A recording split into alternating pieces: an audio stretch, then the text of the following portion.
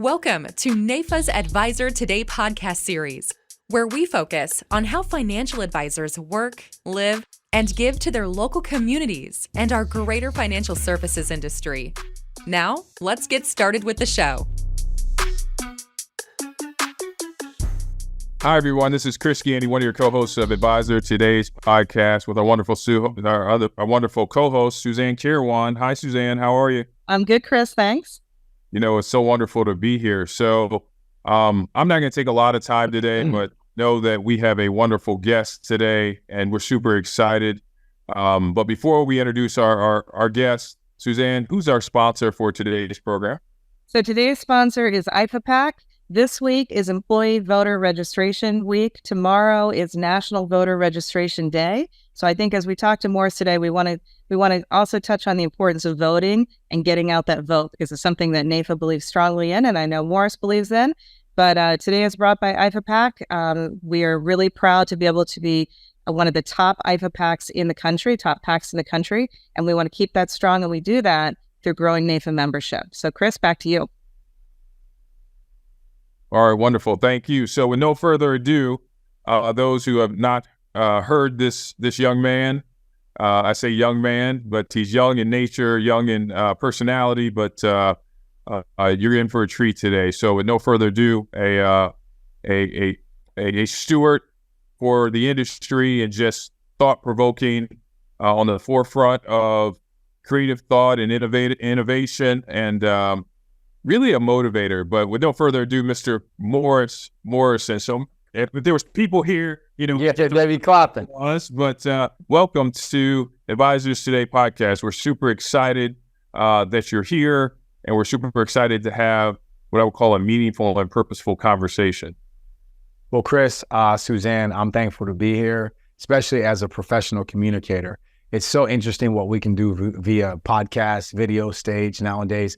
But I love that even leading up to this, I just got a strong sense that all three of us, I'm a point guard by nature. And so when I talk about contribution, I'll tell people I learned at an early age I could drop 30 or 40 points a game if I wanted to, but nothing ever made me feel great than a behind the back or no look pass. You know, that's if they caught it, Chris. That's if they caught it and they actually finished, you know, because I'd have a horrible day if they took one of my great dimes behind the back and they didn't finish. The man passing the rock and making the assist. I learned at an early age, y'all can tell I'm growing a beard out. Y'all ain't used to that, but I'm growing it out now.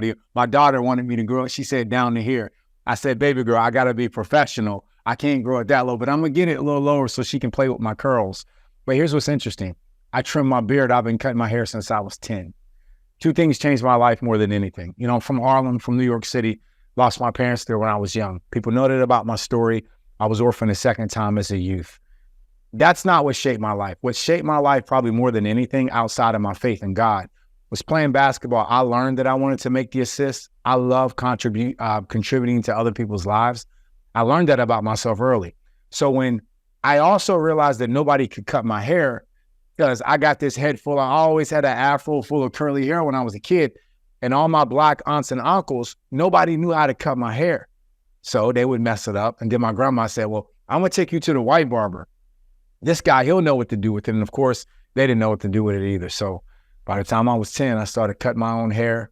And it was absolutely, hey, Chris, it was as bad as you think it would be. It was horrible at first, Chris. It was horrible. But by the time I was 11, I started to learn how to use my tools, or we can say equipment. And in this case, we'll say the clippers. I learned what I was doing. And by the time I was 12, I got so good cutting my hair that not only did everyone want me to cut their hair, by the time I was 14, I was just known as one of the greatest barbers in the area. And what does that have to do with how we're leading into today? When I would have people sitting in my chair as a barber at an early age, people started sharing things with me. They started asking me questions about their life. They started saying, you know, things like, Morris, I could tell you have a lot of purpose in your life. You've gone through so much. And they would ask me questions about how they should make decisions around their job, their families. And what really made me feel really awkward was when the doctors and lawyers, who I cut their hair also, and here I was a young teenager, and I've got professional level, highly esteemed professionals in my community who would sit in my chair. And Chris, they would share things with me. They would tell me about the impending divorce before their spouse knew about it. And a lot of those things made me feel highly uncomfortable at an early age. And I didn't understand it. Of course, later on in life, you learn the truth about what our barbers and our beauticians mean to us. The people that we trust the most in our life are our doctors, our lawyers, our pastors, our teachers, and of course, the person who cuts our hair. Why am I opening up with this? Because I want people listening to this to understand that the three of us, we have multiple businesses between us that we're running. And there's a lot of things that we need to do to run our businesses and be successful. But right now, the most important thing that the three of us can do, I mean, Suzanne, when I look at you, like you're leading NAIFA's membership drive right now. You've got a lot on your plate. You're running your own business. There are a lot of things that we could be doing right now, but the three of us are taking this time out right now to pass the rock and to contribute to the lives of others. So just like I learned in cutting hair when I was young, I learned that no matter how rich we become, no matter how much we become blessed and successful, we got to take time out like this to help others and contribute. So that's what this is all about. That's my intro right there. So, whoever's listening right now, they should feel a little bit of energy, some curiosity. They got Suzanne, she looking good. Gandy, you looking sharp right now. I don't know if they're watching on video, but you suited and booted right now. So we're ready for today. So, Morris, with that, can we start right there? Because I think that's an important piece. So many people that are listening to this podcast, they're in a position where their job, the way they get paid, is to get people to tell them things, right? People to unpack and to divulge and to talk about things that they're uncomfortable with to get the right, let's say, insurance they need or the right financial advice. And even that, they might be uncomfortable. So what do you attribute your kind of charisma, that charm? What do you think led you to be the person that people just feel comfortable being able to spill their guts and their soul to? And how do you think you can teach that to others? Well, you mentioned three things. You said charisma, charm, but then you also said the spilling of the guts and teaching. Number one, God makes no mistakes how he makes us. I mean, we're packaged the way we are. We come into this world with a personality. However, our environment and the culture around us can help refine our personality. Do we play sports? Do you become a mother? Did you lose someone in your life early on? All these different, experiences that we have, they bring out different aspects of our personality. But you mentioned charm just now. Suzanne, I wish I didn't have the charm or charisma that I do. But the fact is, when you go through the foster care system like I did, and you don't have a mother and father, checking your homework and cooking your food and ironing your clothes, you learn some pretty harsh realities early on in life. And one of those is you can look at any door of any room that you're in and you know that no one's walking through that door to save you. And I'd do anything to not have any charm or any charisma if that meant I had a place to go on Mother's Day or Father's Day this year. I developed a skill set at an early age where, as an entrepreneur, when I was 13, I knew that I would be wealthy one day. I knew that, and it wasn't just something that God put on my heart. I had a propensity at an early age to make money. But guess what? It was at age 13, when I gave money for the first time. And my charm and my charisma come from a confidence in knowing that God sent me here for a reason. But you heard me earlier. I mentioned I love passing the ball when I play basketball. I love when people sat in my chair when I cut their hair. Everything that I do is based on contribution. Everything that I do is based on what can I do to make a deposit in the lives of others. So what you see as charm or charisma, when I fly out today and I'm sitting in my seat in first class, everybody knows, the stewardess, the flight attendants, they all know me by now, right? So, and they look at me because they know that whoever sits beside me on that flight today, I'm going to get their whole life story by the time that flight lands. You know why? Because I genuinely care about making the assist. I care about making a deposit into someone else's life. And because that's literally where I'm coming from, I'm not trying to get anything. It comes across as bravado or confidence or charm, but really, I'm just genuinely interested in how other people got to where they are. So if people are listening to this right now, I would just tell them right now, yeah, it's important in our line of work that you have to make people be willing to open and share their guts and share information with you. There's a reason why in all the CIA and all the movies that we watch, they don't call it intelligence. What do they call it? They call it intel. So in our business, we have to gather intel from others. But man, it sure is easy to gather intel when you really genuinely love others at the bottom of your heart and people know that you care. And once they know that, people are willing to share anything with you, even the uncomfortable stuff.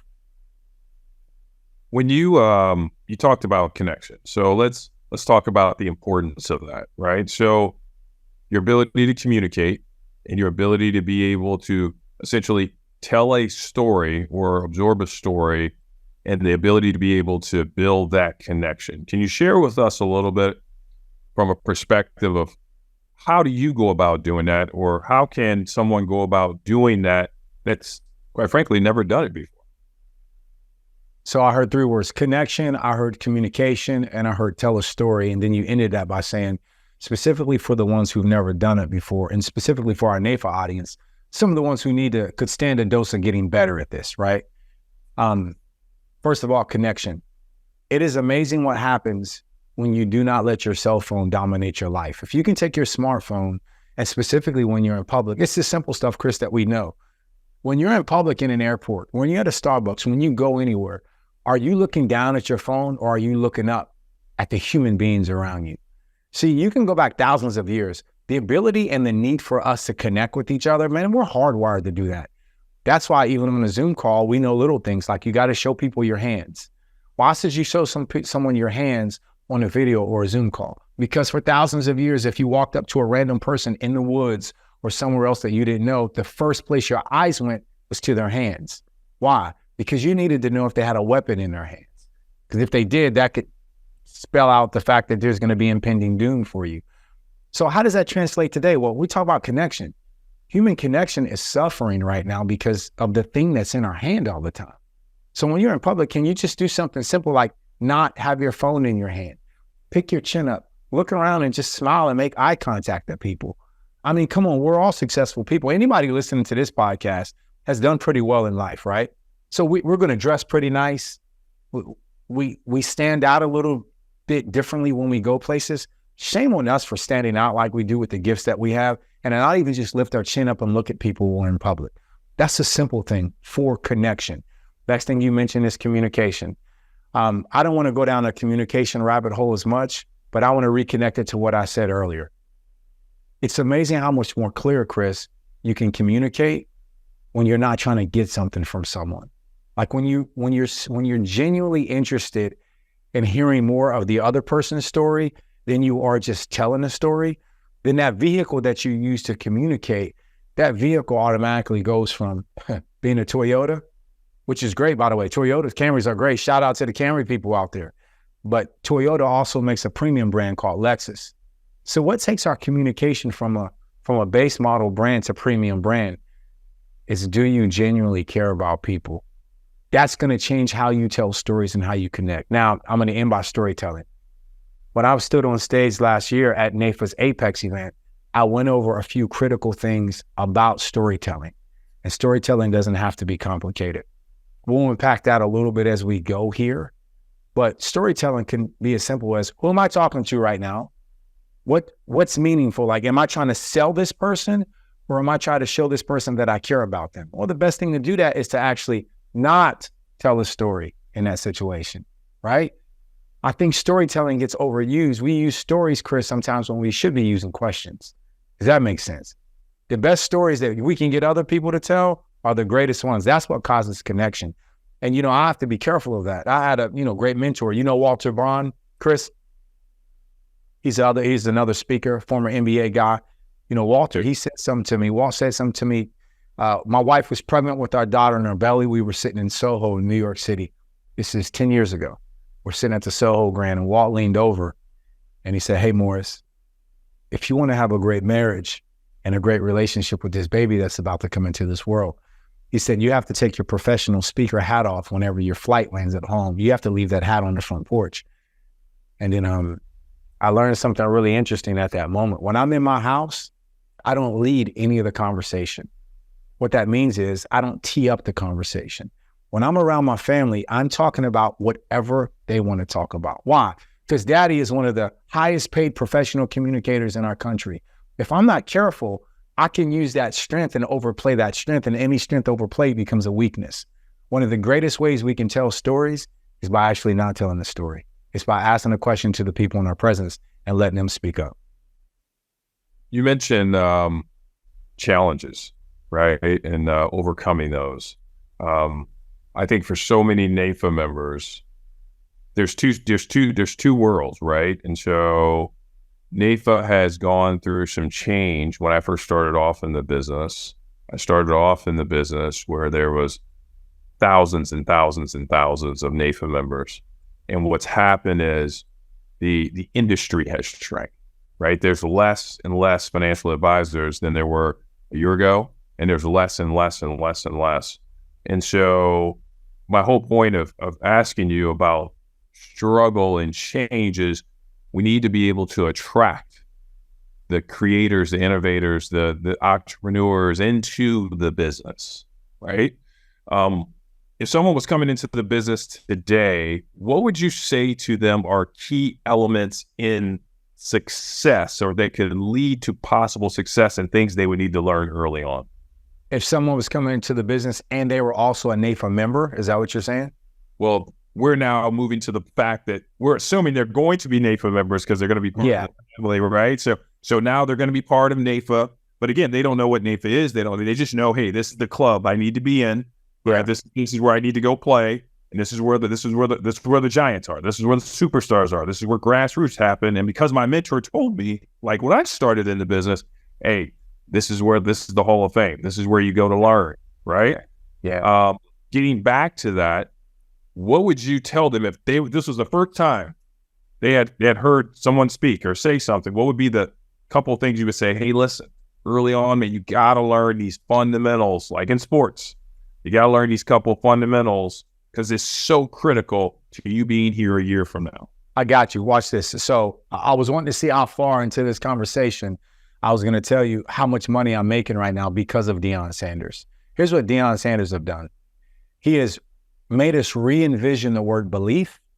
All right. He's brought in a word that I don't like, by the way. I don't like the word motivation because people attach that to my title, motivational speaker. I've never liked that term because it's typically, it doesn't come with a professional connotation. But here's what Deion's done. He's brought in the word belief and motivation, but even higher than that, one of my favorite scriptures in this great book that I read is this chapter called Malachi. And in Malachi, like I think it's like 1:6, he's challenging all the people who say they believe in God. He's saying, you say you believe in God, but you're bringing all these sacrifices that are these animals to sacrifice that are blind and they're lame and they can't even walk. Like he's saying, that's what you're bringing to God, right? Here's what I would say to anybody wanting to join financial services, even before NAIFA. Deion Sanders has set a standard. And here's what I believe. I believe our country is so devoid of leadership right now, Chris, true leaders who can lead in a selfless way that inspires vision and a higher standard. What Deion has done, and it's probably the reason that he's going to become the first six-figure, $100 million college coach, probably Alabama or Miami from what they're saying already right now, is because when you're in this world, if you can set a vision for anybody around you, whether it's your family or the customers that you serve, anytime you set a vision and a high standard, even and you know this as a father, you guys know this, everyone around you will be challenged to rise to that standard. So I'm going to go back to how you teed this question up, Chris. You asked this question based on challenges at first, like us when people go through challenges, how we respond. And then you got to like what people need to know when they first come into this business. Watch this. I've never even said this out loud, but see, this is what happens when the right people get on the call. I'm going to say something right now I've never said before in my life, but you gave me this idea. We can either try to be dominated by being focused on the actual challenges and disruption that we're facing, or our mindset can be pre-wired to subscribe to a challenge set of standards that someone set for us. And so what you have in our country, we don't have as many grandfathers or big mamas, or like when we were young, you didn't even have to worry about your mom and dad. It was your grandma or grandpa who would look at you and say, boy, what did you just say to me? And you could tell by the way your grandfather looked at you, Chris, that he was like, no, I don't think you understand. This Gandhi last name, it means something. So I'm going to have you walk back out that house and walk back in the front door and show me some respect. See, only grandfathers did that. I think we need the grandmas and the grandfathers back, because if our leaders of our organizations aren't challenging us to a standard that scares us, then what that means is we're going to be comfortably over here only responding to the challenges in our marketplace. We're going to have to work hard to do something. I'd rather put all my energy, Chris, to meeting a challenge or a vision that somebody's set for me that's so big that I'll probably never meet it, but I'll die trying, versus using all of my time and energy over here just responding to petty little stuff that's in my inbox or my inbox or my mail. Now I'm going to close something because you asked the specific questions about members.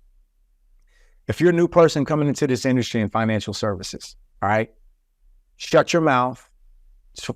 Find some people who look like they're successful around you, who will set a standard that you feel like you want to desire to aspire to, and just shut up and go ask them what to do and humble yourself and do exactly what they say.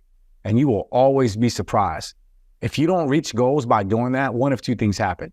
You either chose the wrong person that you're chasing, you chose the wrong mentor who doesn't have a standard that's high enough, or either you didn't do exactly what they said. But it's so amazing. In my house, my daughters know this. They know that our last name Morrison means three things. Number one, love God. Number two, we love others. And number three, we do hard things. They know that that's what our last name means. Love God, love others, we do hard things. But our mission, how do we accomplish that? They know what the mission is. Our mission is really, really simple in our house. This is the mission. You ready, Suzanne? You're going to smile when you hear this. You ready? Just do what you're supposed to do. That's it. If my wife does everything she's supposed to do, if I do everything I'm supposed to do, if the girls do everything, if our golden doodle puppy Harley does what she's supposed to do, it's amazing how everything just kind of takes care of itself. So if you're coming into this business right now, find someone who's bigger than you that can cause you to set a standard that scares you and shut up and do what they say. Now, for those of you who are on this call, who are listening, who are NAIFA members, I'm going to tell you what a little specifically. Show up to every NAIFA event that you can. Humble yourself. And see, there's a dangerous balance point of those first 4 to 6 years when you ain't making no money. And then about 6 years in this business, when the checks start coming in, you actually feel guilty. You're like, man, I'm like making real money now. And you feel like there's a little bit of imposter syndrome that comes with it, Chris. But what you got to remind yourself is you were knocking on doors for the first 5 years. And when it starts to come back on that back end, you see it coming in. The dangerous point in this industry right here is anywhere between that 10 to 15 year mark when you're making real money and you think you figured it out. Well, the only problem is that you haven't figured it out. Is because within 10 to 12 years, there's a whole crop of a generation of people who you have to learn to sell to. So there's generational selling that comes up. There's habits that you have to humble yourself. If you're a NAIFA member, keep coming to every event, keep bringing new members and humble yourself and say, you know what? I've seen Chris Gandy speak 12 times. I don't need to see Chris Gandy speak again. Show up anyway, because it's that 13th time when you hear Chris Gandy or Suzanne where you say, man, she said one thing that completely changed my life. So I You said something. You said something. Sorry, Suzanne. You said something really interesting. So I'm going to relate it, Morris, to back in the day when we were playing basketball. Okay, it's like you made it to college and you go back and play the kid that's in high school who didn't make it, and you say, you know what? I've learned all these skills along the way. Right, to those senior NAIFA members, I've learned all these skills along the way. This is easy, what they call chump change, right? This is easy. This is easy cash, right? Because I'm going to go and I'm going to use the skills I've developed, but then they get complacent. One of the words that I didn't hear, right, is complacency. So what we have in our organization, our association, is we have the climbers, the people that want to be those people, and then we have what I call a gap, a chasm. The people that are what I would call my age, from the age of 50 down to about 30, I'd say probably 50 down to about 35. That group of people did not get the same message. That group of people, the older ones, they're throwing behind the back passes, dunking the ball pretty easy, right? They played in the league for a couple of years, so they've gotten to a point where they're like, I'm good. And then the younger ones are like, we want this information, but we need to be inspired to do so. So there's that gap, right? So the call, that movable middle, becomes the gap. So I relate that back to sports of, when I played in the post, I could do a little bit, right? When I played in the post, anybody that was under 6'5", we would say mouse in the house. right? And we would say mouse in the house because at the end of the day, you had no chance of stopping me unless you fouled. That was it, right? And so our ability to be able to understand, as you said, our ability to be able to understand and see where we are, but you did say something pretty interesting, is we have to have the ability to humble ourselves and to give back, regardless of the stage of where we are. We have to have the capability and the ability to understand and really feel that through. Suzanne, let me before I forget, I got to say this. I'm a part of the National Speakers Association. All right. And I have chills right now as I'm saying this, because the conversation I had with my wife, and I am emotional right now. And I'm going to be real clear about this. This is hard for me to even say because it's so simple. You mentioned the older NBA players who get the skill set and they play at the highest level. You know what you didn't say? You didn't mention how short that window is for older players.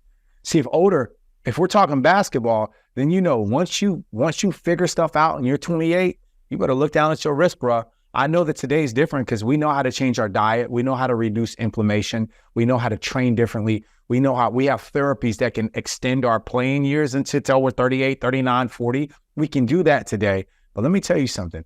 If someone's listening to this podcast right now, they have to understand something. If you think you're in that group and you figured stuff out and you're successful, then you're the person that I was supposed to be talking to today, right now, because you should be very, very scared that our world is going to pass you by really, really soon. This past year, 2 months ago, NSA, National Speakers Association, we had our huge global conference. Now, Chris, you're talking about 2,000 of the top speakers, not the United States, around the world, from every country that you can name. When I started going to NSA 12 years ago, I walked away from my full-time job. I was making a lot of money with Pfizer, but I knew that I had a gift to speak. And many people at NAIFA have already seen me on stages. But I don't get a chance on NAIFA stages to tell that backstory of how, when I was with Pfizer, I started to get paid serious money on the side to speak at other large events. And it was my transition program. So when I work with NBA athletes, when I work with NCAA athletes, I'm talking about transition. Chris, we've had conversations about transition. Kobe Bryant retired, and then Kobe Bryant won an Oscar months after his retirement. I don't know if y'all understand this, but the Oscar is the highest level in Hollywood, okay?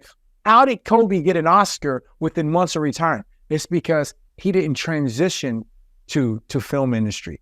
He started working on his transition years before he left the NBA. I started working on my speaking transition years before I left corporate America.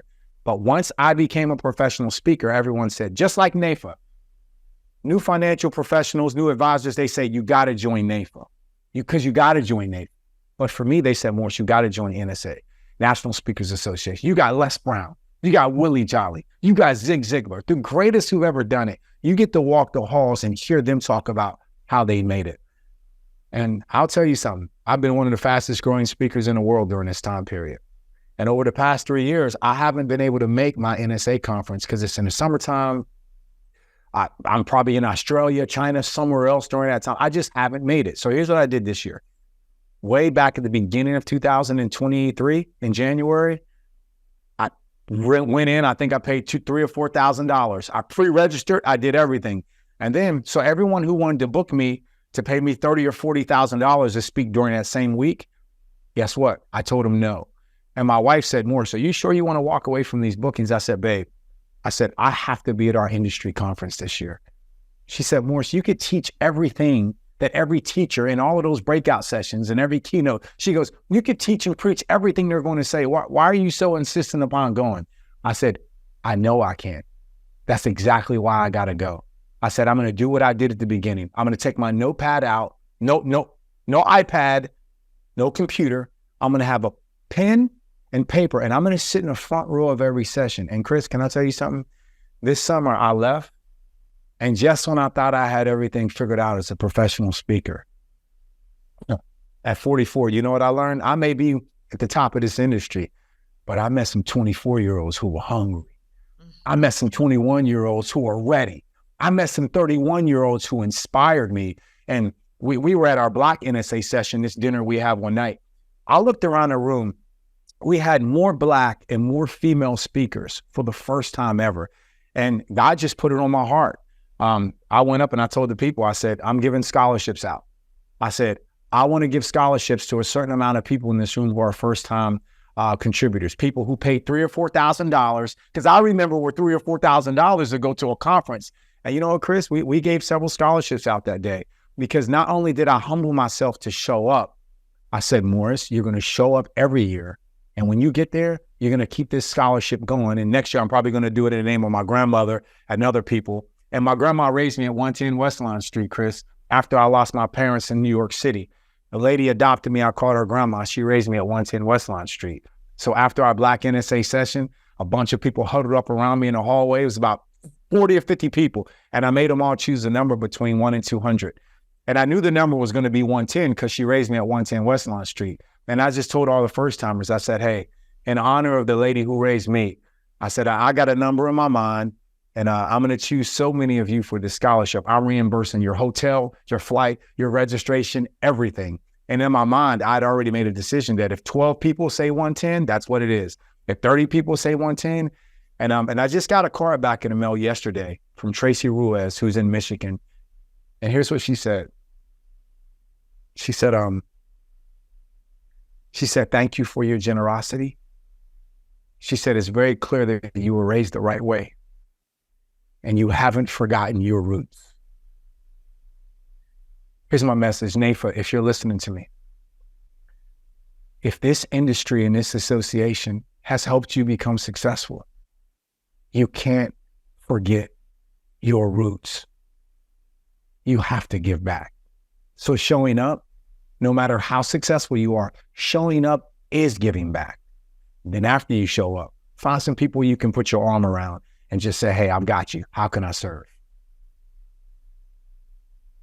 Super powerful. You're always a someone that I think I take away, mentioned pen and paper. So I came prepared. I came prepared today. Vince Lombardi said champions take copious notes, right? He used to give the notepad to his players before they went in the film session, because not only was what they see, hear, and do, they would write it down and he would hand it back to them and say, here's your study guide. So they would write down, and the brain is an interesting thing that they would see, hear, and then write it down, and they would retain that information. So really good. So I heard you mention, I'm going to spin a different direction. I heard you mention that you have a puppy, or you have a dog named Harmony. Harley. Is that Harley, right? Harley. Yeah. Harley, okay. So question for you is, how did that happen in that way? How did your family come up with that name? That's an interesting name. I know a lot of people out there have pets and things like that, but how did you come up with that name? Well, I got to say this to the audience. I have to tell them something about my African-American background and how I was raised. Because in the hood where I'm from, every Black person that I knew, if we had a dog, his name was Butch or Cujo or Killer or something like that. And it was a Rottweiler, Doberman Pinscher, and it was in your backyard. It was tied up to a really big, thick chain. And you were scared of the dog, but the dog kind of cared about you because you fed it, right? And we had dogs as a source of protection where I'm from. When I was young, there was no animals in the house. I remember I was on a basketball trip staying with one of my buddies, and I had to stay at his house. And it was a white family. And it was the first time that I'd seen like a dog in someone's house. Now, y'all may think this is a small deal, but when I walked in the house and this dog came in behind us, like I stopped because I felt bad that I thought I let it in. I said, Andy, there's a dog in your house. And he goes, that's just a puppy. He's okay. And then later on that day, the dog jumped up on his couch. And I was like, Andy, your dog's on your couch. Like, my grandmother would kill me if the dog was in the house. It was on his couch. He goes, no, he's a member of the family. And I was just like, I'm 2 for 2. Like, my mind was blown. Well, later on that night, it's a sleepover. The dog jumps up at the foot of his bed and lays down. And my mind, I couldn't sleep because I was thinking, like, is he going to die, or the flea's going to get him? Like, is my grandma going to welcome me back into the house? Like, I feel like I'm in trouble for even sleeping in the house where the dog was. That's how foreign it was to us. So our puppy's a COVID puppy. I've had a strict no dogs in the house policy myself. Our neighbor happened to get this puppy during COVID, and my daughter would walk past the door every day because we're all locked down, and the dog would just look at us through the front door and kind of just turn and just give us a puppy face. And we felt bad that the dog was basically home all day by itself. So we convinced our neighbor to leave the door open so we could grab Harley and walk her. And about 3 months into it, like, one of us made the joke, like, we might as well adopt this dog. Well, let me tell you something. You know how a minute ago you said, Vince Lombardi said, take copious notes?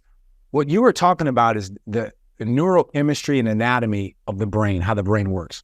When you take notes while you're listening at the same time, it reinforces what we call schemas and neural pathways in our brain, and it causes you to retain information differently, right? That's why the opposite is true. You have to watch what you say out loud. When you say things out loud, like you tell people what your hopes and your dreams and your vision are, you got to be careful because your brain heard you say it and then it reinforces it in your subconscious with alpha and beta levels that you don't even understand. It's driving you.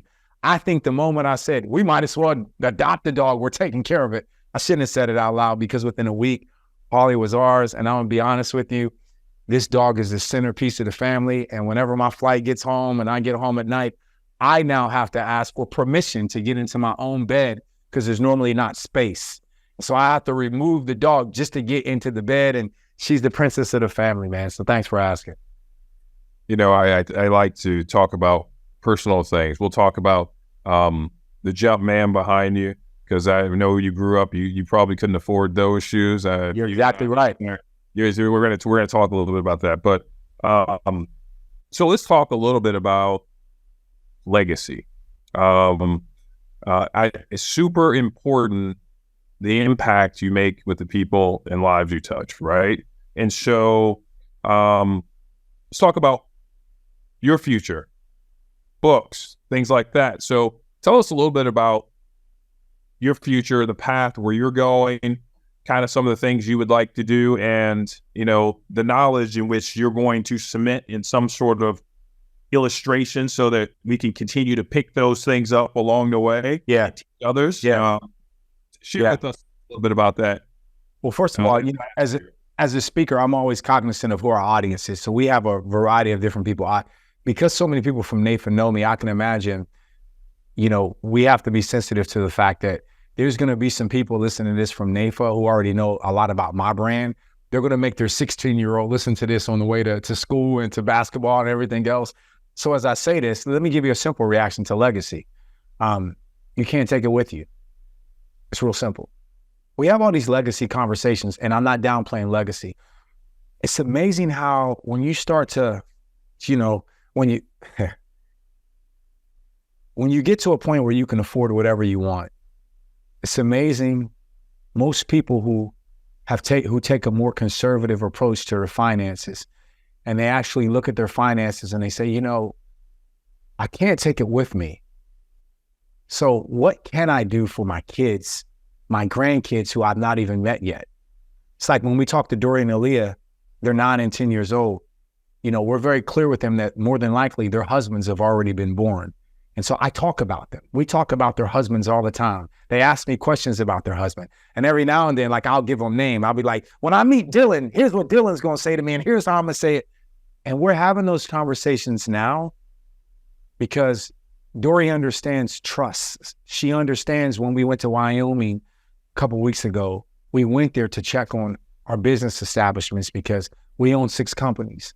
Our holding company, which she understands at age 9 what a holding company structure is, it's located in Wyoming. She understands why our car rental company that we own, that owns a fleet of vehicles that we own, it's based in Montana. Okay, that's owned by the Wyoming company. Then we have 2 North Carolina companies. We have 2 South Carolina companies. And Dory, she already gets this keenly. It's all hers and Aaliyah's to manage one day, and they are to be stewards of it. And we're even structured on paper in a way that a future fentanyl habit, God forbid, or a drug habit on behalf of, maybe it's not my daughters, maybe it is their future husband named Dylan, and I'm just using that number, who maybe he's an NBA star, and maybe he's on the wrong trip one day with the wrong player who has something in his food or it's in an edible and they don't know it's there. And one bite, one drink, one sample. I mean, the stuff we're seeing with fentanyl right now, we're seeing kids die, one hit of a marijuana joint, and they don't even know what's in it, right? Legacy, for those of us who are listening, we have to understand on one hand, we can't predict everything that's coming in the future. And we'll talk about AI and some work that I'm doing with the world's largest companies through supply chain and trying to develop executives who need to be forward thinking to plan for some of these things. But when it comes to legacy, Chris, we can't plan for everything, but we can have the right conversations about the right things. And that's something that we're doing in our family already at an early age.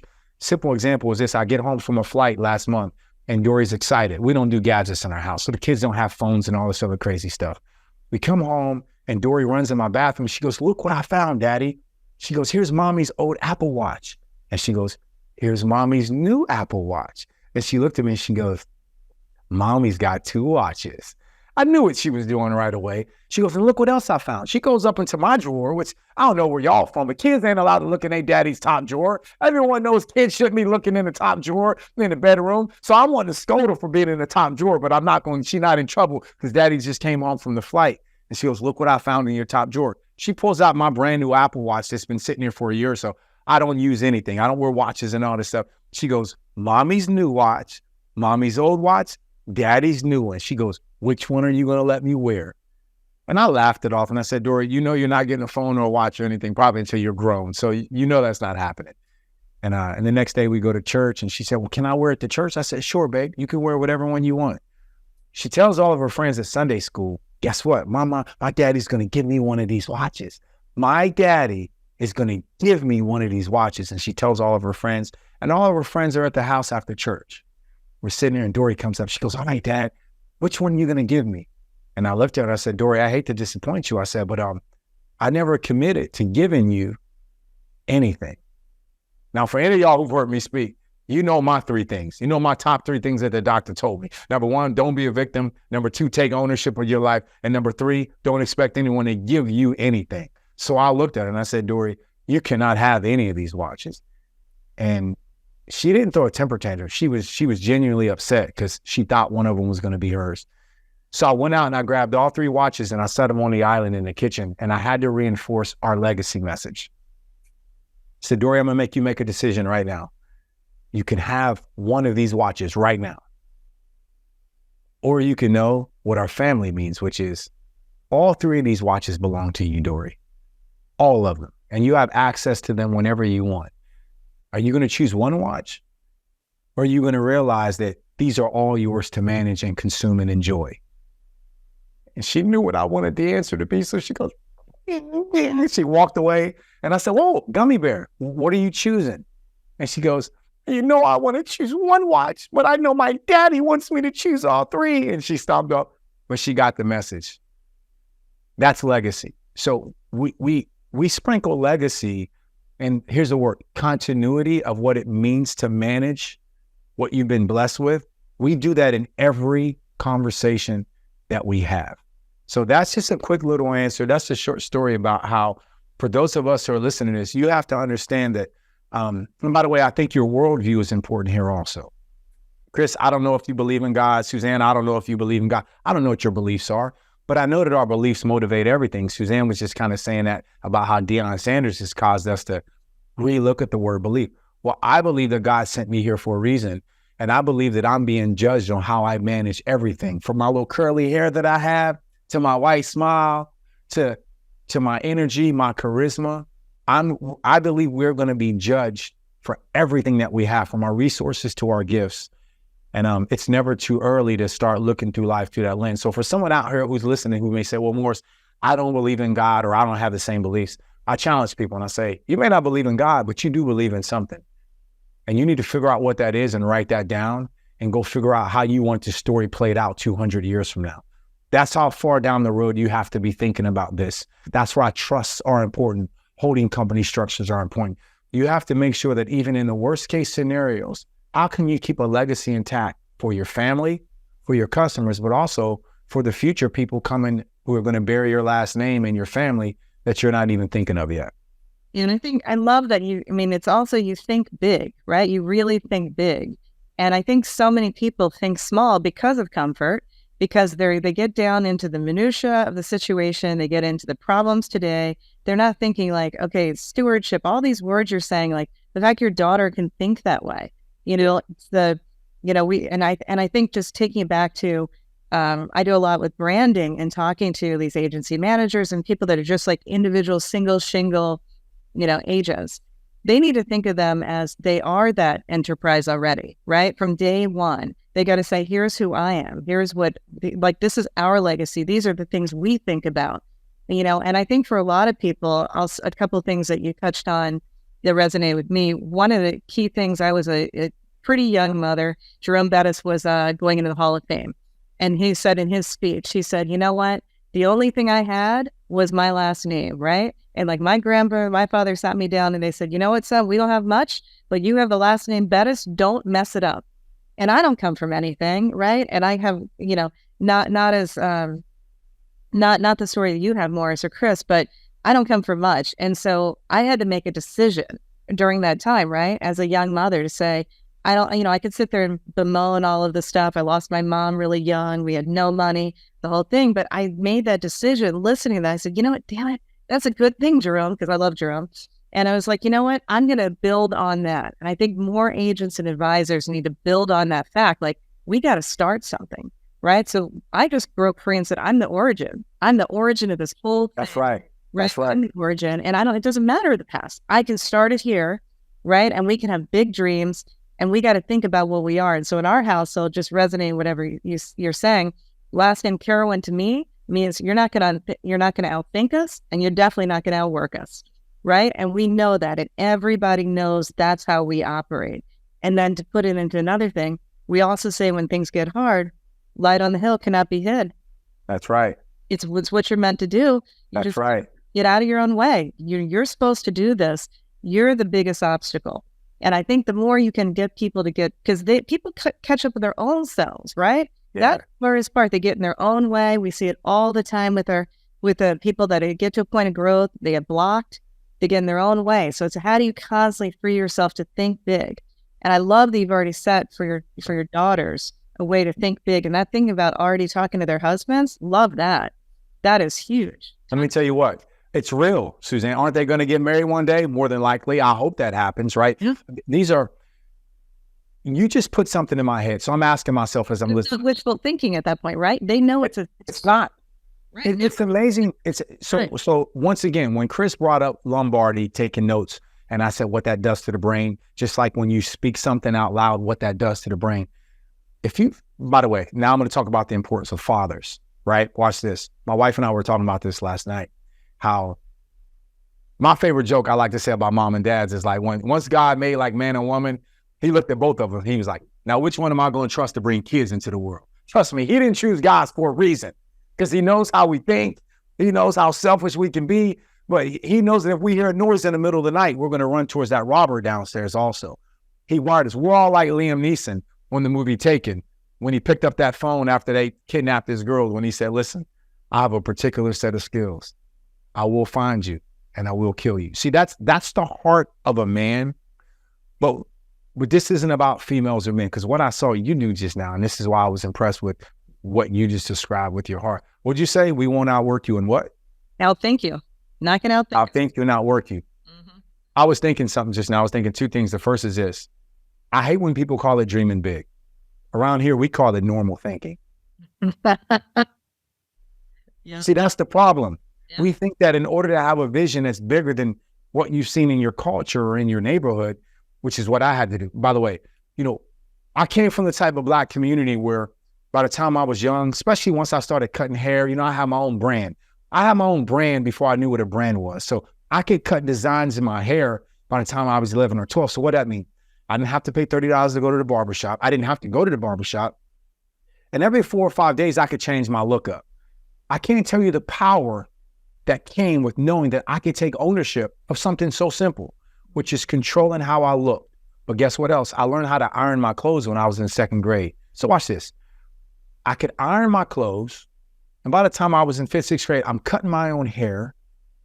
I look back now and the evidence was there. I was cognizant of something real simple that said, I didn't have a father and a grandpa like Jerome Bettis. And I was raised in foster care. So nobody had the last name Morrison. And when you have a name like Morrison, I've had to answer the question so much my whole life, like, what were your parents thinking? Your name is Morrison. Is that your real name? What were they thinking? So from an early age, I think I subconsciously downloaded a mindset that said, I have to make our last name mean something. Me. And that's not fair. And that's not optimal. Like, no kid should have to think that way. And it breaks my heart to say that.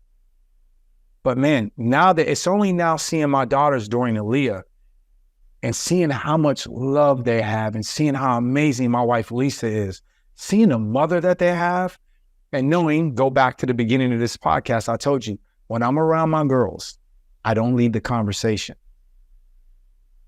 If Dory and I are working on a project in the garage and I'm sawing some wood or she's doing something, we talk about whatever she introduces. Now, I wasn't ready for this. We're building this little tree house in the backyard a couple months ago.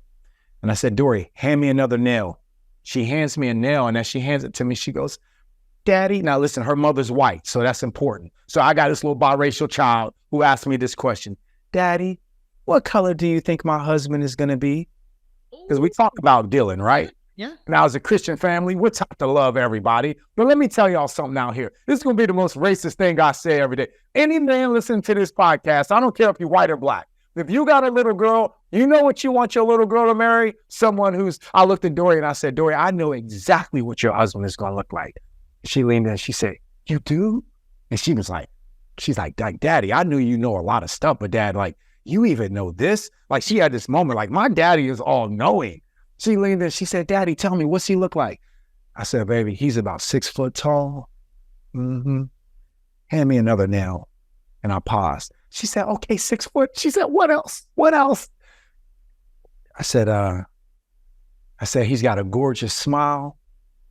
She said, what else? He got a smile. He's 6 foot tall. I said, yeah. I said, he's such a good communicator. You're going to know the moment you meet him, he's going to communicate well. He's got great energy. She said, oh, I love him. I love him. Tell me what else? What else? What's his hair look like? I said, girl, I can see he's got dark curly hair. And all of a sudden she said, Daddy, you're talking about you. And I said, that's right. That's who I'm talking about, right? Every dad wants to picture their little girl marry someone who looks exactly like them, right? But my daughter wanted to know what color he was. So I tried to change the subject because I don't know the answer to that, right? And all of a sudden she said, Daddy, you didn't answer me. She said, what color is my husband going to be? And finally I looked at her and I said, what color do you think he's going to be? And without even batting an eyelash. Okay, let me just give you context. We live on Daniel Island area right here in South Carolina. This is one of the most affluent zip codes in the entire East Coast, right? We got some diversity here, but it's not like North Charleston where the hood is and all these other things. I looked at my daughter and said, what color do you think your husband is going to be? She hands me the hammer and the nail and she goes, obviously he's going to be white. I mean, look around. That's all that's around us. And she says it and she hands me another nail like it was nothing. Now, meanwhile, my whole entire heart just dropped. Not because I'm racist, all right? My heart dropped because I'm a black man who probably wants my daughter to marry a black man. And if you're a white man listening to this and you got a daughter, you probably want your daughter to marry a white man too. Why? That's not about selfishness or racism. That's about a father's heart. That's just the heart of a father. That's the heart of a father. Let me go back to something. You started this, Suzanne. You said that I obviously think big, and we've passed on that thinking to our kids. It's sad that we have to call big dreams thinking big. These things should be normal conversations. One of the things that I learned at an early age, and I think it helped me in booking business as a professional speaker, especially at the beginning, because I was unproven, right? I had no track record and I had zero credibility. So let me talk to the people out there who are wondering, how do I get people to hand up millions of dollars to me when I'm unproven and I have no track record and I have zero credibility? See, this part right here of the video is something that we can cut up and make a 3-minute clip that you put on YouTube all by itself. The biggest thing I thought about earlier when you were talking about dreaming big, Suzanne, I was thinking, what's the key differentiator, especially at the beginning? What makes a customer decide to trust us? And here's what it is. When they see you speak with passion and clarity about your product or your service, that's something that at that moment, especially at the beginning of any business, people don't really care about your product. All right, let's talk financial services. We can get your products and services from a million other people. They're looking at your lipstick, Suzanne. They're looking at your tie, Chris. They're looking at how you walk in a room. They're looking at everything physical about you. And then they're looking at the metaphysical things, which we would call energy. They're looking at that vibe that you get off. They're looking at how you smile. They're listening to the tone of voice. So when they say something like, so Suzanne, where'd you go to college at? Tell me something about you. What they're really saying is, make me excited about you right now. Tell me what you've gone through. Tell me what excites you. Tell me what you had to overcome. Really, those are three simple things. Listen to what I just said in storytelling. Tell me where you've been, what you've gone through. Tell me what you've overcome. But what I said for NAIFA, Apex last year on stage, if you want to be a great storyteller, you've got to look towards the future and tell people what you're excited about in the future. Most people don't know that that is a key difference between master storytellers and average storytellers. Anyone can do this. If you're new in business, or if you're old in business and you need to get re-sparked and you need to refresh in your brand some, the biggest thing you could do that will make people die for you and buy any product and service you have is tell them what you're excited about for tomorrow. It was Eleanor Roosevelt who said, she said, average people talk about yesterday. Good people talk about today, but great people talk about tomorrow. And I believe that. And I can tell you, I know it works. Why? Because when I was 17 years old, that was when I made a decision to become a professional speaker. Of my senior year in high school. And Chris, you understand this more than anybody right now. We won a state championship my junior year, and I didn't see the floor because I went to a very basketball-rich school in West Virginia. We competed against Randy Moss, Jason Williams, White Chocolate. It was a big deal, and we were the top team in the state. You don't see the floor until your senior year, so watch this. My senior year, I'm getting ready to become starting point guard. We're about to be back-to-back state championship. It's a lock. I'm going to go play college ball. December 4th is my birthday. A couple of weeks before that, as I was approaching my birthday, I felt my gut. And those of y'all who see me speak, you know my gut. I gave him a name. His name is Craig. And Craig just whispered something to me, just in the stillness of one evening. I was sitting there, and I felt my gut tell me, Morris, are you sure you're supposed to play basketball your senior year? You should consider not playing. Now, you have to understand something. I was an athlete. Not a great athlete. I now know at 44. I can look back with honesty because I was never a great athlete. What I always had, though, as y'all can tell, I always had a great mindset. And I was always really mature, much more mature than everybody else. I mean, I actually thought I was a good athlete. Looking back, by the time I was about 35, like I think I said to an eye full of tears one day, I was never as good as I thought I was physically. I was never a great athlete, but I was the first one at practice, the last one to leave. If we had to run gassers or laps, I never let anybody beat me. See, that doesn't have anything with skill or ability. That has to do with the decision that I made. So my senior year, when I decided not to play basketball, my coach, he ragged me about it. My players ragged me about it. They all said, Morris, you're a basketball player. You've played longer than any of us. You've been playing since second grade. Why are you going to walk away your senior year? So imagine me. I didn't know why I wasn't supposed to play. I just know this. The greatest asset that I have is when my gut tells me something, I don't ignore it. When I was able to develop that muscle, that skill of trusting my gut at an early age, because I didn't have a mom and dad doing everything for me. So parents, if you got kids and you're listening to this right now, don't cut your kids off at the kneecap. Don't limit your kids by doing everything for them. You think you're blessing them.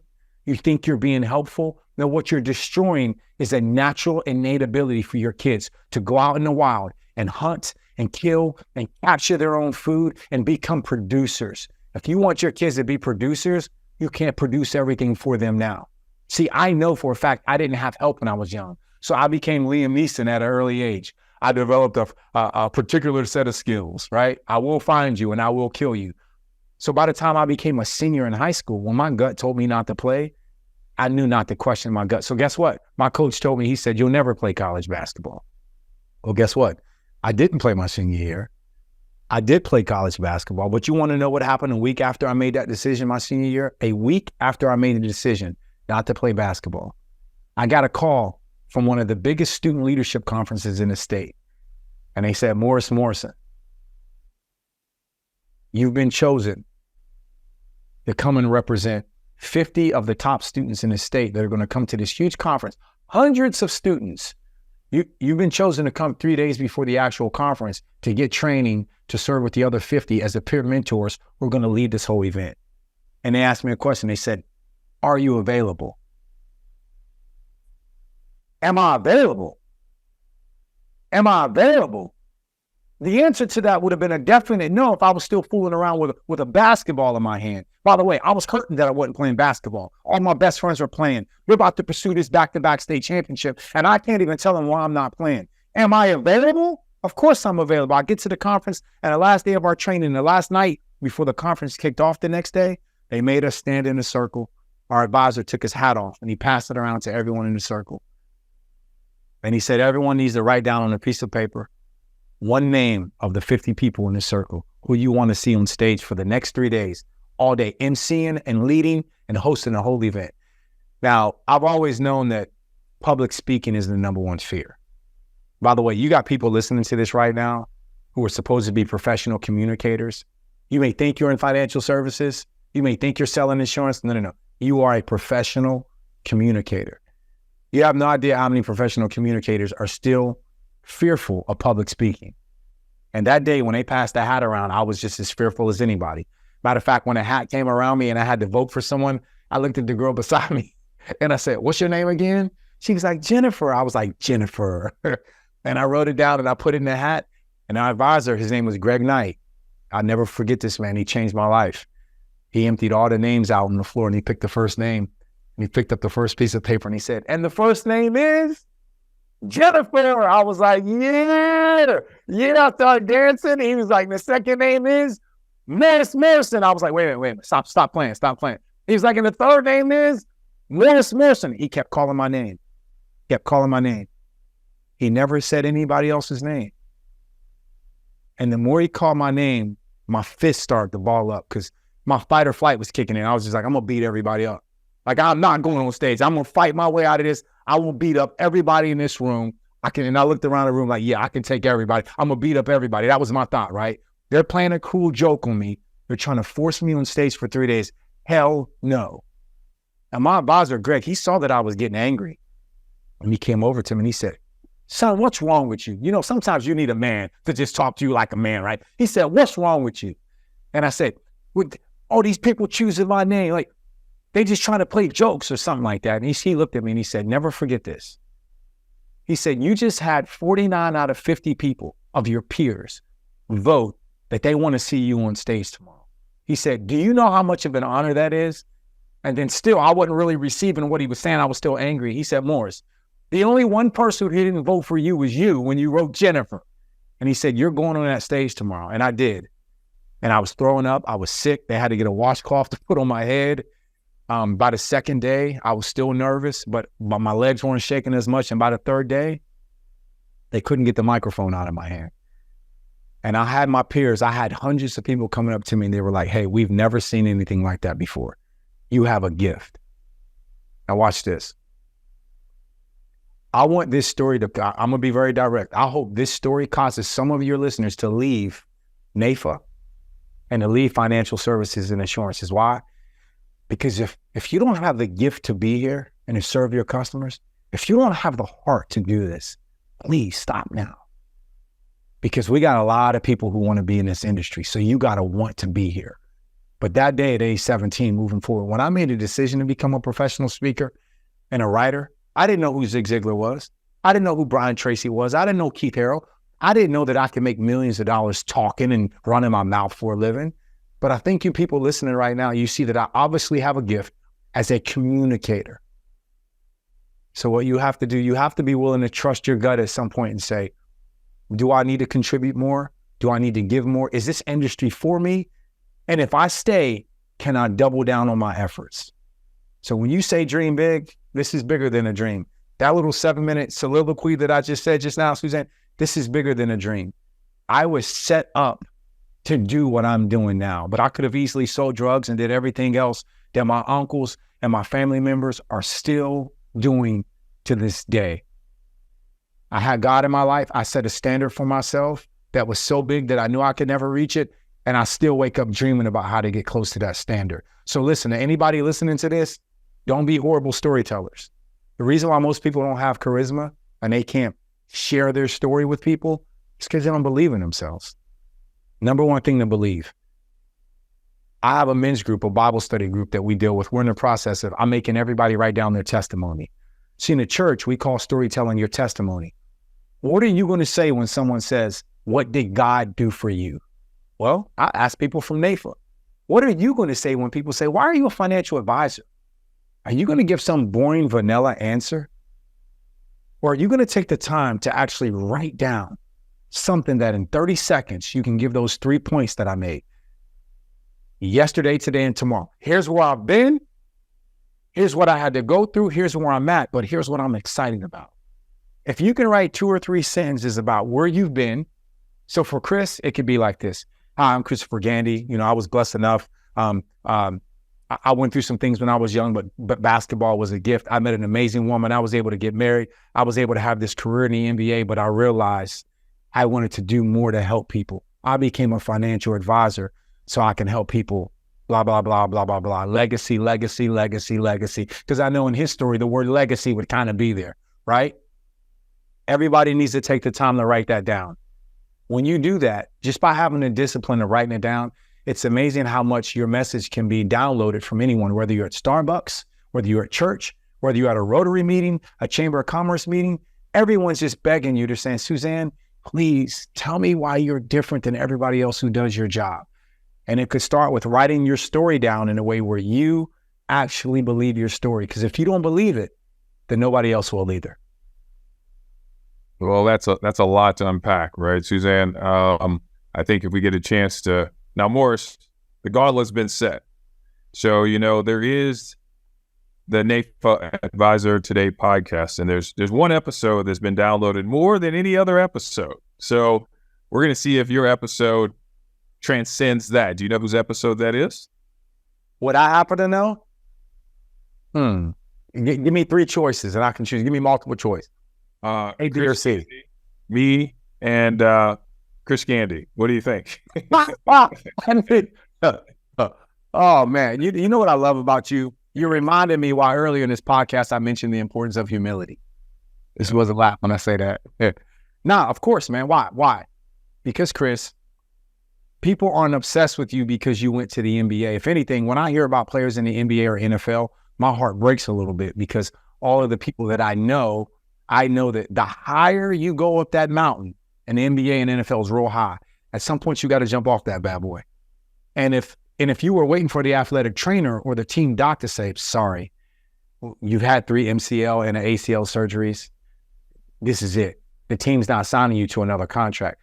When you have to jump off that mountain and you haven't been working on your wings yet, that's a sad story. So you're one of the fortunate ones, bro. Let me tell you something else, Chris. I've been dying to say this the whole time. Can I be direct, Chris? Can I say something that's about you, but it's about all the listeners? And Suzanne reminded me earlier because she was talking about something about the word. No, one of y'all were talking about the word comfort and this and that. Chris, you still look like you could lace them up and play ball, bro. You look like you could. How old are you right now? I'll be 50 this year. Wait a minute. When's your birthday? 12/20/73. 12/20/73. We're both Sagittariuses. December 20th, 73. Come on, man. Like, this is all making sense. Yeah, Joe. Now I'm just going to be competitive. You brought the competitive juices out. We're going to see whose podcast becomes most downloaded, right? Exactly. But listen, Chris, you look like you could still play ball. Me at 44, I am in better shape than when I played ball at 22. Why? Because of the word maturity, okay? I could tell you a million ways why our leaders need to understand why we need mature leaders. Here's what maturity sounds like, right? People ask me questions in Q&A all the time. Well, Morris, my son's transgender, or my daughter's going to change their pronouns. What do you think about that? And they want to box me in the corner, right? And I'll look at them and I'll say, what do I think about it? I'm on this stage and you're asking me my thoughts on your kid being transgender or being confused about their gender. What do I think about it? I said, that's a very personal question. What do you think about it? Right. What do you think about it? Right. And then right away, they'll tell me their real intent for asking a question, which is, almost, it's just tough. Well, I love them and I'll defend my son as much as they, and I'll say, great. I'll say, because if my daughters come to me with that, it's going to be an opposite response because I don't believe in anything you just said. But guess what? I love you. I love you so much. Do you know that whether I know your son or daughter or not, I will die for them right now outside of this arena. I will die for them and not think twice. Do you understand that every time I leave for a flight, I turn the door to Aaliyah and they get the same thing. I say, hey, in case you don't see me again tomorrow, I'll see you in heaven. That's how I leave. That's my sign off. Why? Because life is real. We need maturity. We need mature leaders who can say whether you're a Democrat or Republican, whether you believe in Black Lives Matter or you don't, whether you believe in transgender or you don't, I love you so much more that my love for you and my desire to want to serve you and walk with you and be family to you, that's so much bigger than this Thanksgiving dinner time conversation. You know how many families were in arguments over these past 4 years about vax versus unvax? Who's going to kill mom? Who's not? There are people struggling right now whose relationships haven't been repaired because of maturity. Why do I bring up maturity? Because we know what a mature business owner looks like and what they don't. Maturity says, I'm going to be offended the moment you say something I don't agree with. That's immaturity. But maturity says, I don't care what you believe in.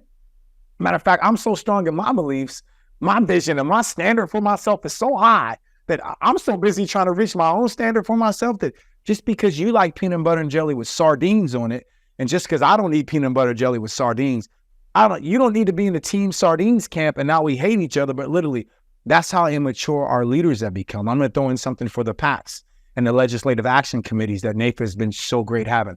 I'm sitting in church yesterday. Who's sitting beside me? Tim Scott sitting beside me at church yesterday. You know how powerful it is at NAIFA? I look beside me, Tim Scott sitting right there, and I get a chance to say and think to myself, by the way, Tim Scott goes to my church. Nikki Haley goes to my church. Nikki Haley, who else? Who's the other one? The other one, I told our pastor, I said, Pastor, you got 5 people in this church right now who could be president in this country one day. By the way, Chris Gandy, you know who number 5 was when I said it, right? Come on. Y'all know who number 5 was when I said it. Who's going to say it right? Suzanne, who was the 5th person I was talking about? Huh? I can't hear you. I don't know. I'm not sure. You don't know? All right, this is I am not operating with humility right now. So I'm not being humble right now. So let's try this again. Who's that potential 5th presidential candidate I was talking about, Suzanne? You, Morris. Of course. Why? And it's not that I'm presidential, but here's what I believe. As a leader, when I stand on stages, my job has been to bring organizations and teams together, to unify people. But it does no good as a leader if all you want to do is sing Kumbaya and have happy-go-lucky, picnics and everything, because life is not always a picnic. You have to be able to challenge people and be direct with people and set a vision and standards, whether people care or whether people agree or not. You have to know that that is your job as a leader to do. That's what a mature leader does. Your job is to set the standard. I brought up Chris's weight for a moment. One of the most mature things that a leader can do is lose weight. I'm gonna be really direct. If somebody's listening to this, and I got my book right here, even with my book, Disrupt Yourself, one of my favorite lines that I love saying on stage is when it comes to disrupting yourself, we're all adults. Nobody needs to tell you what they need to do. If you drink too much, you know you drink too much. If you need to lose weight, you know you need to lose weight. See, maturity means I'm going to do what I have to do so I can be a better, prime, more optimized version of myself. Why? Because I believe that's why leaders are suffering in our country. I call it overflow. This Yeti cup that I'm using to drink my coffee in, most people they look at their cup. Like we've heard things like my cup runneth over, right? Those things are great to say. But if you're a leader, here's my rule. Everything that's in that cup belongs to you. Everything. Everything. You don't give it to your spouse. You don't give it to your kids. See, when you're getting the right amount of sleep, Suzanne, and you're exercising and you're doing all the things for self-love, your cup will remain full. And then that cup will overflow. And it is when your cup starts to overflow, that's what you give to your customers. That's what you give to your spouse. Okay. That's what you give to your family. So that's a big, I talk a lot about mental health these days. But I'm talking about mental health and maturity right now. There's a crisis going on through our country where our leaders just aren't doing a good job taking care of themselves. They want to make millions of dollars. They want to make a lot of money. Oh, look at the cup. I see the cup right there. All right, queen, she got a cup that says she's the queen, right? Listen, Suzanne, I love the cup. And I love that you just held up a cup that says queen, for the listeners listening. But most importantly, I want to see you exercising every day, Suzanne. I want to see you say, all right, I've had 2 glasses of wine. That's enough. I want to see you in bed early and rising at 4 a.m. at the latest 4:30. Why? Because all I can tell you is the greatest leaders in the world for thousands of years have always said the most magical time of the day is from 3:30 a.m. to 6:30 a.m. Now, I know that because that's a part of my process. But the only people who don't know that that time is magical are the people who are sleeping in. What am I saying? Chris Gandy, you still look like you could suit him up and play right now. I tend to think, Chris, that when you look good, it's not just about Deion saying you look good and feel good. But I think that when you look down at your belly, if you can grab a ton of fat on your belly, you know what that's telling me? That's telling me that your discipline is off somewhere, right? And I had to work on, I've lost about 30 pounds over the past 5 years, and I did it slow. Like, you know, I was a football and basketball player. So I got to that point in my 30s where I'm working out. My arms are like twice the size in the gym. And one day I just had to say, well, I don't need to be 200 pounds of muscle. Like, I'm barely 6 foot. Like, my range is normally like 165 to 175. And my doctor had been saying for years, he said, Morris, you look good, but you're not healthy. And I didn't want to believe what he was saying. So once I was mature enough to change my diet and to start looking at food differently, and I started losing weight left and right, even though I wasn't trying to lose weight. And alcohol has never been a part of my story. Drugs have never been a part of my story. So I've always had those things in check. All of a sudden, I change. And so people say when they see me on stage, man, I love your energy. Man, you got such good energy. Well, come on now. That's great, but you want to see where it comes from? Come on with me. Come work out with me tomorrow morning, right? Say no to these 12 meeting requests next week. What do you mean say no, Morris? Yeah, your energy is going to be attacked by how many times you say yes. Like, get disciplined. You don't have to say yes to every meeting request. You wonder why people's cups are empty. Start saying no more. Say yes to yourself. Have more self-care. Be mature. Maturity means you know what you got to do. Just go do it. I love it. You guys are, Morris, one of the things that I know that you have the capability of doing is being able to pivot, right? And having the ability to take the conversation where it needs to go for impact. You know, you are a blessing to all of us. You have the capability of being able to communicate a message. And hopefully this is one of I said that because I know you're competitive. And I said the reason why I said that is because I want you to win. That's right. One of the things I did see that Deion Sanders said, which was probably the most, I would call, prolific thing that he said. He said he was talking about the other coach. They just played a coach where it was another black coach versus another coach. And one of the things he said, I don't know him personally, but I'm happy for him. I want him to win.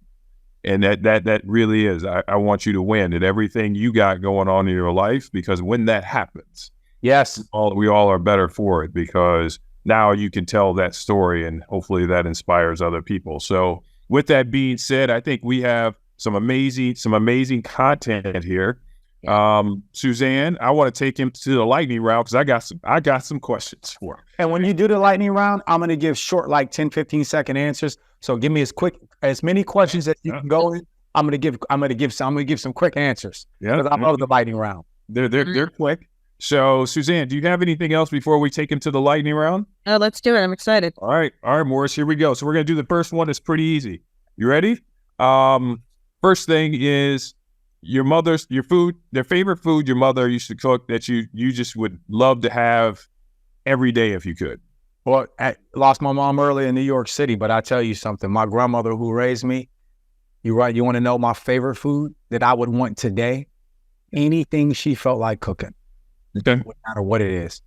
Okay. She was prolific. She was the best. If she had financial backing and a capital backing, she would have the greatest restaurant in West Virginia. Okay.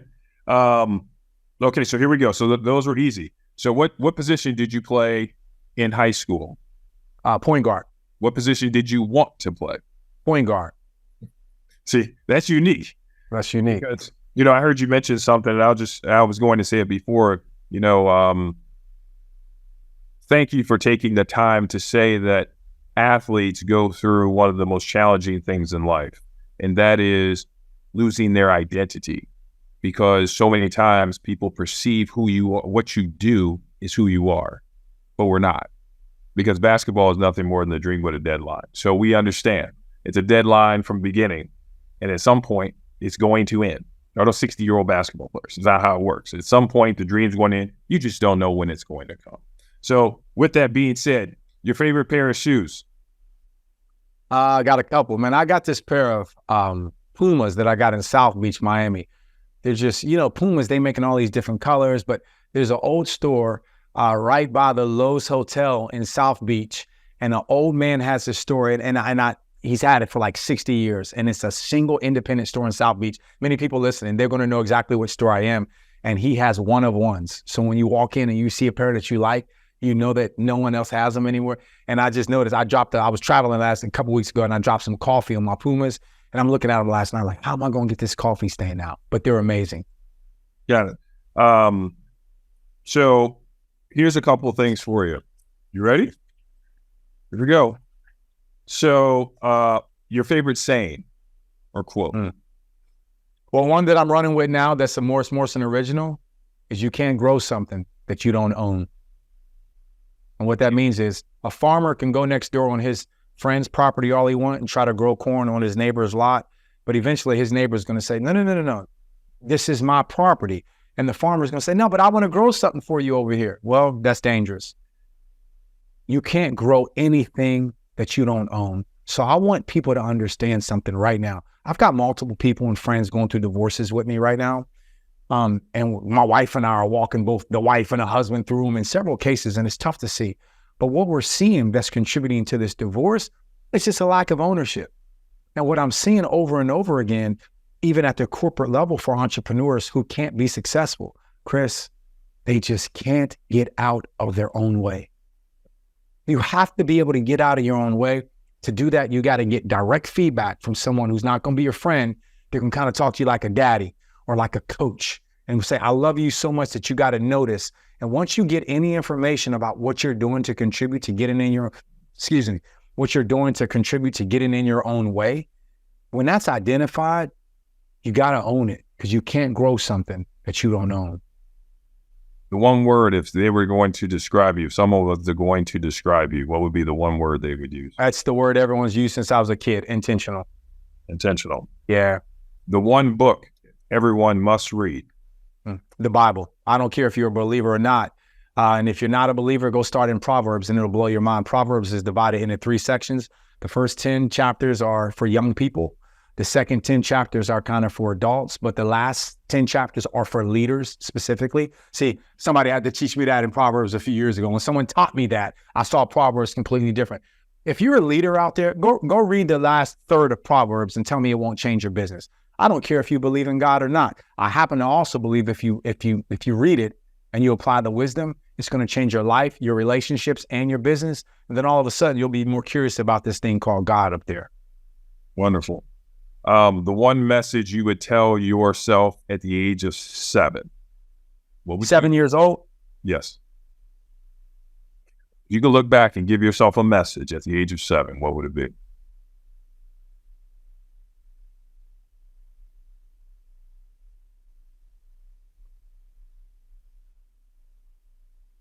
I know you're alone,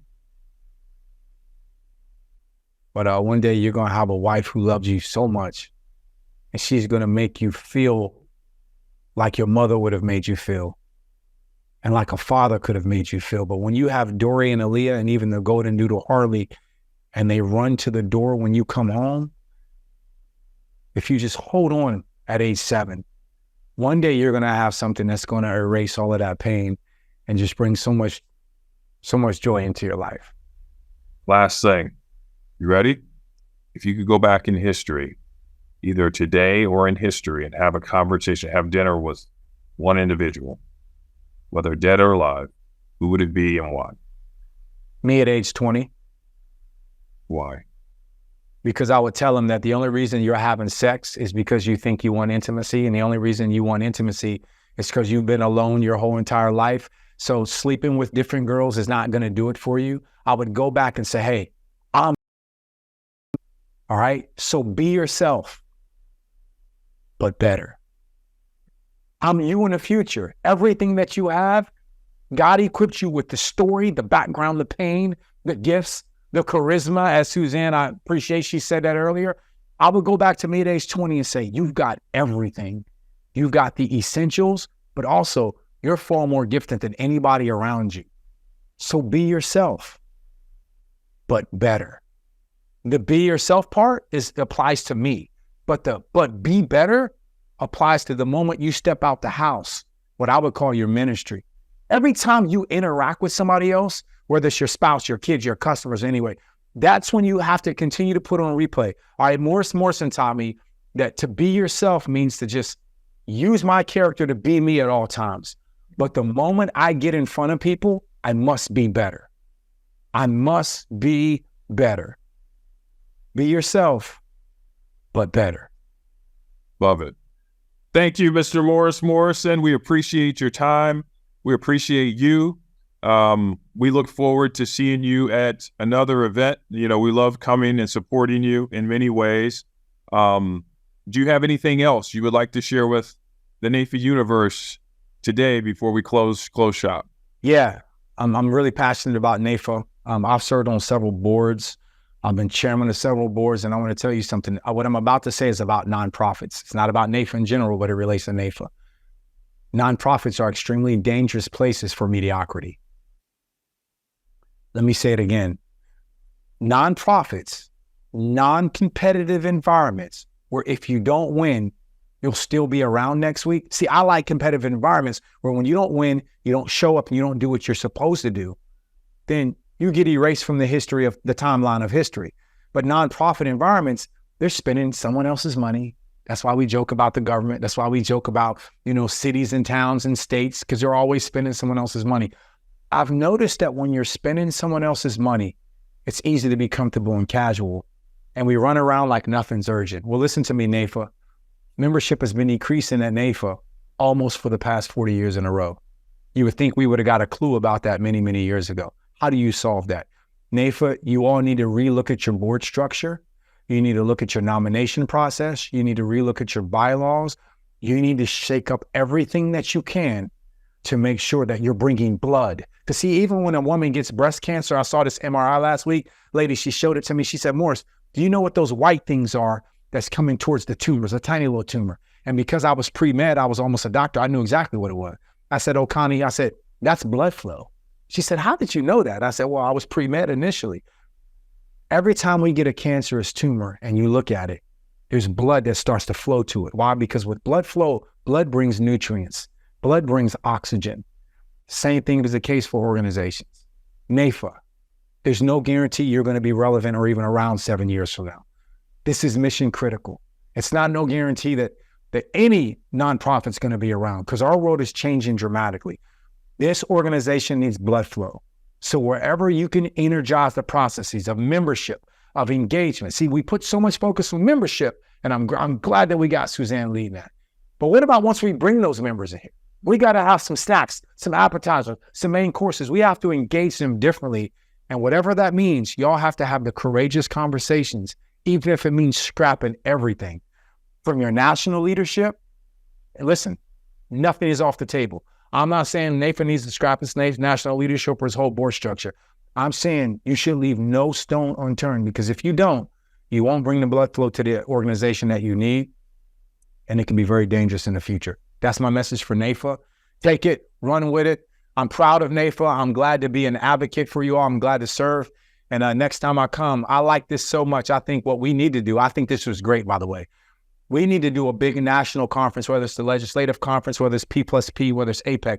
We need to take the three of us and do a Q&A live on stage. I don't need to do another keynote for a couple of years. I've done every event you got. I think the three of us doing a Q&A could serve an audience in a major way. Why? Because we're seeing a lot of conferences that are going to actual Q&As during the keynote session. So where I really would have gotten 60 minutes for a keynote before, people are wanting 30-minute keynote, 30-minute Q&A because people get a chance to interact. And that's a result of the Zoom environment, because during COVID, people got a chance to put questions in during the chat during COVID, and audiences never got a chance to do that before. Now they've carried that over to the live environment. You guys are doing a great job with this podcast. And I think you all should consider not limiting this podcast just with what you're doing, even with other guests. Y'all need to take this show on the road because y'all are awesome. I appreciate you. Thank you so much. Suzanne, thank you, Mr. Morrison. Suzanne, do you have anything else before we wrap up? We got to end with a question or something from Suzanne because nobody needs to end with two guys talking. Like, she's got to class us up. So go ahead, Suzanne. I love you both. I love you both. Yeah, it's been my pleasure. It's been great. Really appreciate it. Yeah. Thank you. Appreciate you. Thanks. Thank you, everyone. I'm going to wrap us up. Thank you, everyone, for tuning in to Advisor Today podcast, the podcast of the voice of the advisor, where we get an opportunity to uplift, promote, and create clear visions for the future of what NAIFA looks like. So thank you so much. We'll see you next week, same time. Morris, thank you so much, brother. Thank you. I appreciate you. Look forward to seeing you soon, all right? Be blessed. See you guys later. Thank you. Thanks for joining us for NAIFA's Advisor Today podcast series. Make sure to subscribe to get future episodes. And if you're interested in coming on the show, let us know.